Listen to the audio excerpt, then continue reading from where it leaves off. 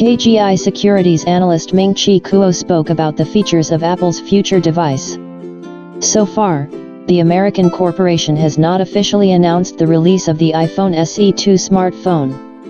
iPhone SE2 will receive new flexible antennas for improved reception. However, insiders have already declassified the design of the upcoming mobile device. According to Ming-Chi Kuo, iPhone SE2 will receive special antennas based on liquid crystal polymers. New equipment will improve signal reception.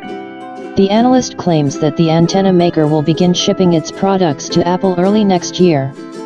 From this we can conclude that the iPhone SE2 will be released before the end of the first quarter of 2020. According to information from insiders, the new product will work on the basis of the Apple A13 processor and will receive 3 GB of RAM.